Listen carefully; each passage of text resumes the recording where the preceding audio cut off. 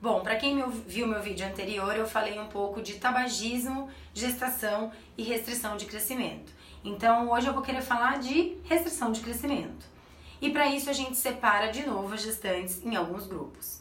O primeiro é aquele feto, aquele bebê que é restrito porque ele é constitucionalmente restrito. Isso significa o quê? Ele tem pais menores, pais não tão altos, então o potencial genético desse bebê não é muito alto. Então, esse bebê a gente considera adequado para o seu percentil, mesmo que seja baixo, e a gente acompanha ultrassonograficamente a cada 15, 20 dias, depende do trimestre que a gente estiver falando, e a gente precisa atentar esse casal que não tem problema nenhum, porque a genética dele, a constituição dele é a dos seus pais. E aí o parto pode ser normal, pode ser cesárea, o desejo aí é do casal, e a gente costuma levar esse caso até 40 semanas. Ao passo que os pacientes, os casais que têm fetos restritos por problemas, aí o cenário é totalmente outro.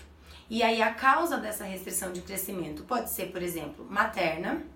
Então, uma paciente que fuma, como eu citei, uma paciente que tem uma trombofilia, que tem uma diabetes descompensada, alguns problemas de saúde que vão acarretar no transporte de oxigênio e de nutrientes da placenta para o bebê.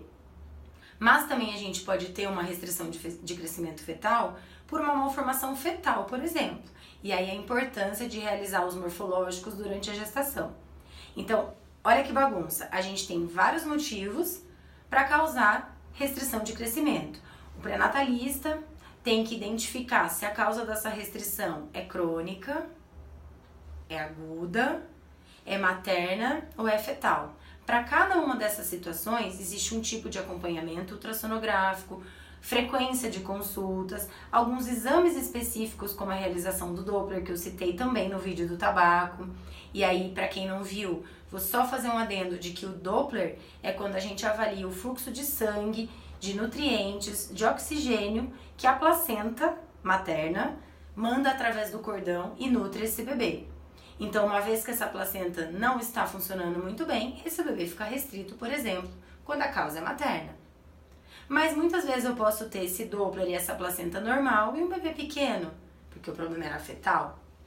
Então, vejam a importância da gente diferenciar os tipos de restrição de crescimento fetal. E aí, quando a gente vai acompanhando esse bebê que vinha vindo bem, num percentil bom, e de repente ele cai agudamente, a gente precisa descobrir se essa paciente se infectou, por exemplo, por um vírus, se ela desenvolveu alguma doença, como por exemplo, uma diabetes grave. E aí vocês vão falar, mas você disse já em outros vídeos que a diabetes dá feto grande. Nem todas. Algumas diabetes causam bebês pequenos. Então não tem como eu ficar citando aqui todas as particularidades da gestação. Mas quando a gente fala de restrição de crescimento fetal, basicamente a gente separa nesses dois grupos, dos constitucionais, dos potencialmente geneticamente pequenos, dos pacientes que têm algum problema, seja materno ou fetal. E aí esse caso sim deve ser seguido no alto risco e dificilmente chega até 40 semanas. Existem tendências de que os bebês nasçam entre 37 e 38 no máximo. Pode ser normal, né, parto vaginal, e depende de todas essas condições, principalmente da vitalidade fetal. Porque uma restrição de crescimento intrauterino, nosso maior receio é que altere o bem-estar do bebê lá dentro, altere a vitalidade. Então, é esse que vai ser o nosso segmento, é isso que vai ser o nosso direcionamento para decidir quando o bebê vai nascer e a via de parto.